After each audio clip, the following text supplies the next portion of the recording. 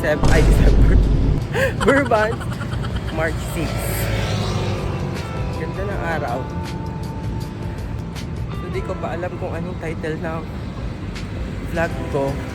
Pero, welcome again guys sa my vlog. Sa my YouTube channel.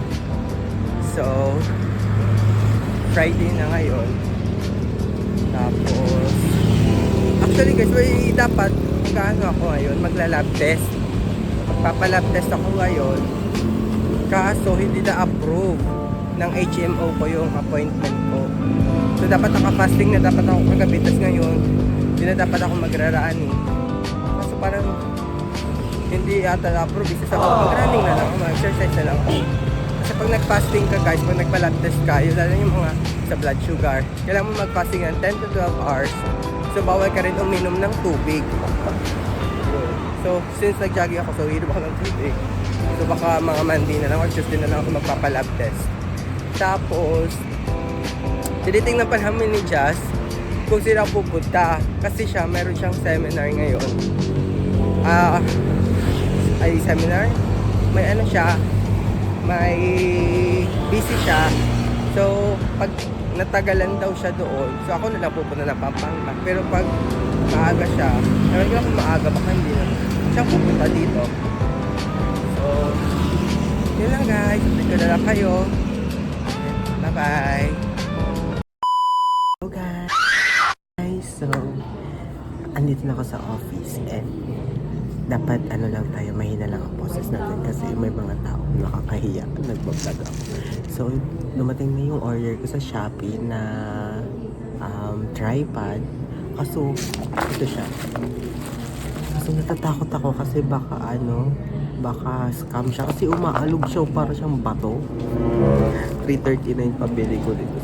Tignan na lang. Sabi ko, bibidyohan ko na lang para diba may cover na ako sa video. Tingnan natin na sana hindi naman ko scam. Kaya ako bumili ng tripod kasi gusto ko na rin mag-vlog sa bahay. Ganun.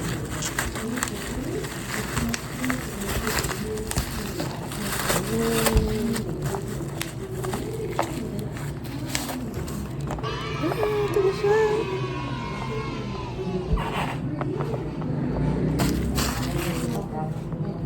So, tingnan natin. Ito siya. Ito ba ito buksan?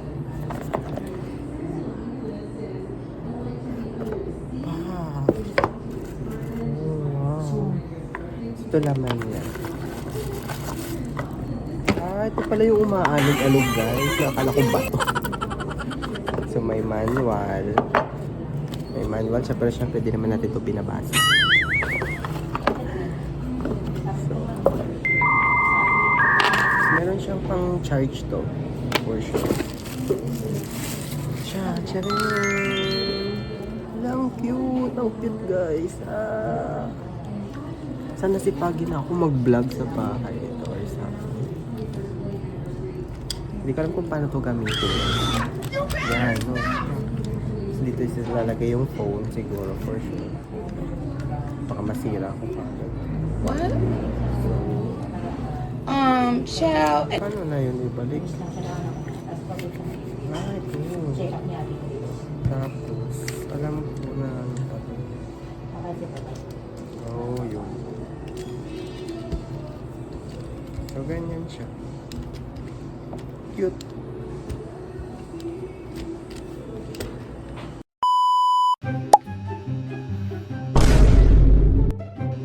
Ay, andyan pala kayo guys. So, ayun nga, bestie, dito ulit ako sa aking apartment. And, hindi ako natuloy ng Pampanga kasi si Justin ang pupunta dito. So, ngayon, ang gagawin ko is magpre-prepare ako ng dinner namin at saka dessert. Papakita ko sa inyo yung gagawin kong dessert. Masarap siya and sana i-try nyo rin. Kasi masarap talaga siya actually. So, samahan niyo ako. So, ang first natin na gagawin, feeling ko na ako nakikita. So, okay lang. Kasi makita yung mga ingredients mo. Ayaw mo naman yung tsura ko dito kung ingredients mo ang gagawin natin. Mga mash. Bestie. So, ito bumili ako ng mangga. So, 47 to, dalawa na to. Hugasan muna natin. Of course, para malinis. And, ano ba? Patay ng lagayan. So, babalatan lang natin to. So, ayan guys, grabe naman. Memory full agad yung ano ko, storage. So, pasensya nyo na yung aking kalat sa kusina. Sana matamis tong mangga para masarap naman yung dessert natin. So, mahiwain na lang natin ito ng maliliit, no?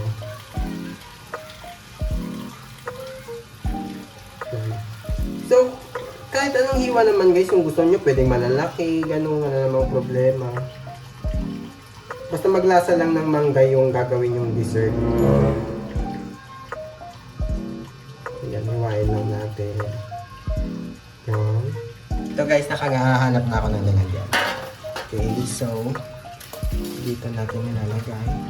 Dapat pala nag-ano muna ako ng saging. Nagdurog.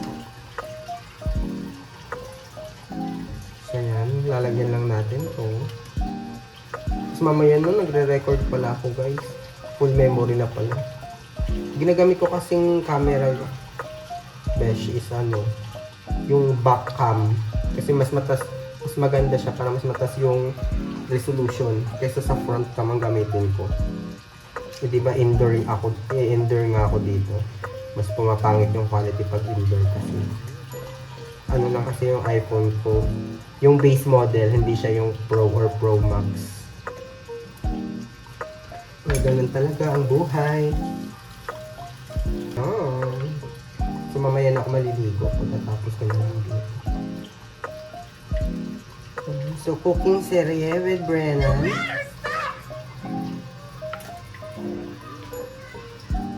Sana magustuhan to ni Justin.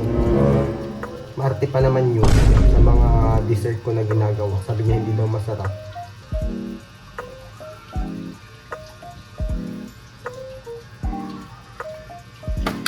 So ayan, i-cut muna natin. Baka maubos ang memory.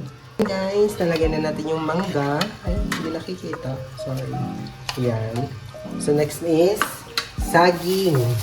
Sabi muna natin itong toku. So saging. So dalawang saging lang. Hindi na kaya yan ang tanong.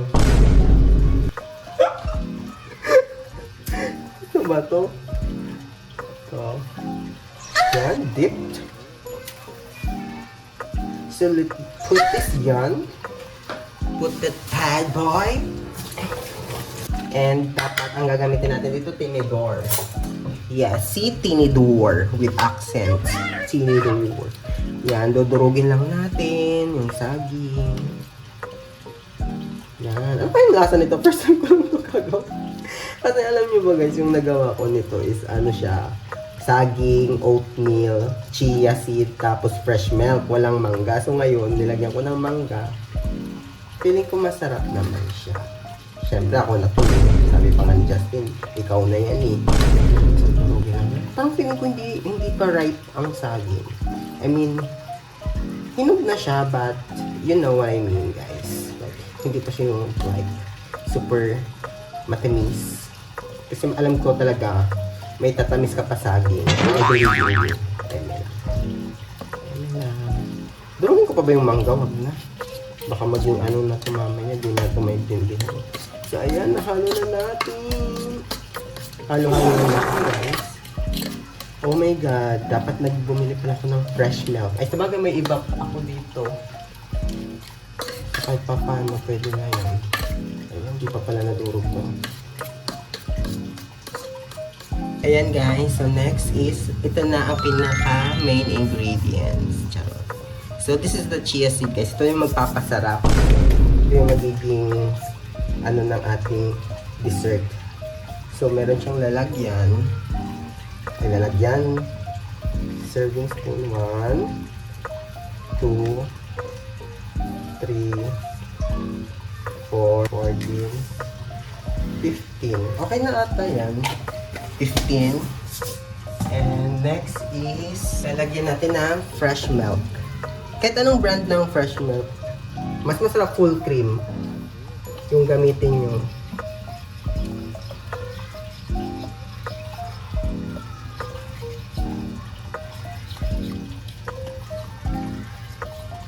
Tapos dagdagan natin ng tubig. Pwede naman guys, wag nyo nang lagyan ng tubig. Ako kasi ayoko kasi yung baka sobrang ano nito, like tamis. Eh diba, ilalo natin yung sugar. Yan. So okay naman na yun. So hopefully madami na tong chia seed. Kasi alam nyo ba guys, yung chia seed, parang nagiging sago yan pag tumatagal. Like, ano siya, nagkakaroon siya like parang jelly na parang sago, yung sago parang ganun siya. So yun, wala na akong idadagdag guys, wala na akong nilagyan na sweetener, gatas lang talaga. Pero ang feeling ko masarap to lagyan pa ng evap or like condense, gano'n, para mas creamy and medyo manamis-namis. Depende sa panlasa nyo guys, so kayo na lang magtansya. Pero ako, feeling ko okay na to sa akin. Ewan ko kay Justin kung okay na to sa akin. Hindi naman din kasi si Justin mahilig sa mga matatamis eh. So I think this is a win-win for us. So ayan na bestie. Ganun lang. Ganun lang kasimple. Tikman na natin.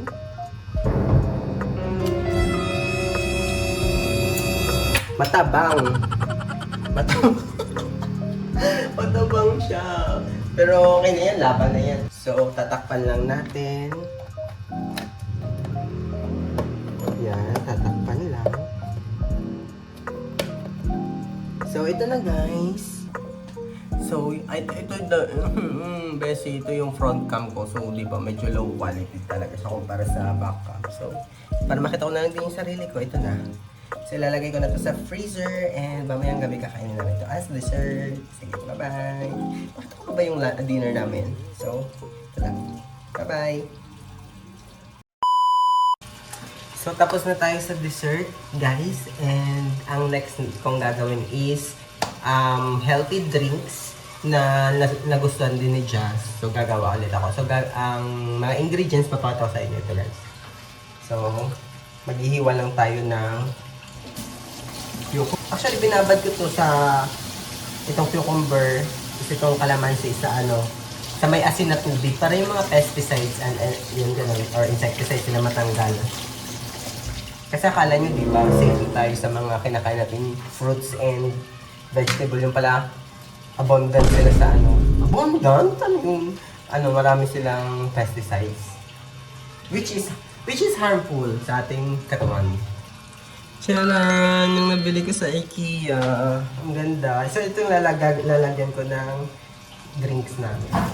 So, hugasan ko lang. Malinis na to. Babanlawan ko na lang. So, yan. So, maghihiwa tayo ng cucumber.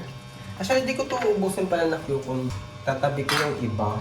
So, maghihiwa ko dito. Ay, hiwa. Ayan. Ito yung itatabi ko lang, guys.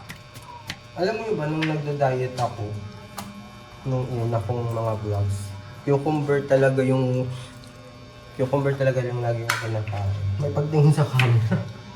Kala ko di nagre-record. So, ito. Tatabi ko na to. Ito lang gagamitin ko dito sa namin. Ginger, cucumber, lemonade. So, maghiwa lang tayo ng cucumber. Depende sa inyo guys kung anong klaseng hiwa nyo, walang problema. Basta may cucumber. Kanya-kanya lang naman tayo dito ng design. Because every person deserves charis M&M. Pinagsasabi mo. So ayan, Beshi. So ako, di ko alam kung anong design. So siguro pag ganito na lang. Kasi kakainin ko rin naman ito mamaya. Yan, pa-cubes. Nakita nyo ba? Kita nyo to, cubes. Yan. Okay. So, basta guys siguraduhin nyo malinis yung kamay nyo. Baka nangulangot kayo dyan kakatapos nyo lang kumain. Huwag tayong dugyot. Nainis na naman ako guys. Full memory na naman. So, ito na. Nakalagay na siya. So, mag-ano na tayo ng kalamansi bago pa maubos na naman ang storage ko. Yung storage ko kasi guys, lang to 128 ba yung gigabyte? Yung pinakamura lang. Yun lang naman kasi ang afford ko. Sana, kung ma-monetize lang ako, no, medyo matapos-bigat tayo. Kasi di pa ako na-monetize. Hindi na nga ako aasa na mamamonitor. Hindi na ako aasa na mamamonitor. Baka after 10 years, ba yun? After 10 years, nag-vlog pa ba ako noon? Well, let's see. So, nalagyan ko na to guys ng kalamansi. So, lalagyan ko pa siya ng konting asukal lang. Konti lang. So, gamitin ko na to. Any type of sugar will do, pero ganun. Sugar is sugar din naman eh, kahit anong gamitin yung sugar. Siguro. So, ito, konti lang, ganito lang. Para hindi masyadong maalat or maasim. And the main ingredient, ito, yung ginger lemonade ko na ginawa, guys. Ito. So, lalagay natin dito. Kagabi ko lang ito ginawa actually. So, yan. Ay, may nasama pang May nasama pa nga. So, lalagyan ko lang ulit siya ng tubig pa. Yan. Perfect! Sobrang perfect. Kaso wala tong takip na nabili ko. And haluin natin na lang. Wala kasi isa lang. So, yan. Haluin lang natin. I-focus natin para makita nyo. So, ito. Ayan o. Kitang-kita nyo. Sobrang refreshing. Masarap din to. Tapos mamaya lalagyan pa namin ito ng yelo. Para mas malamig. So, ayan. Set aside lang natin yan. And bye-bye. Update ko na lang kayo sa next kong clip. So, tingnan nyo naman guys. Yung merienda namin. Napaka-unhealthy. Braso. Yan, coffee. Yan, tara merienda tayo guys. So, today is Saturday, March 7. Beshi, na. So, update lang. Kakatapos ko lang magsimba. And today is March 8, Sunday. Tapos kakatapos ko lang magsimba. And ngayon, anong oras na? 5:15 na ng hapon. Ang dami ko pang gagawin. Maglalaba pa ako. Prepare ng dinner. Tapos yun, maliligo pa ako. So, hanggang dito na lang din guys. Dito ko lang tatapusin ang aking vlog. Ako magpo-poops na. Bye-bye. Stay safe and healthy.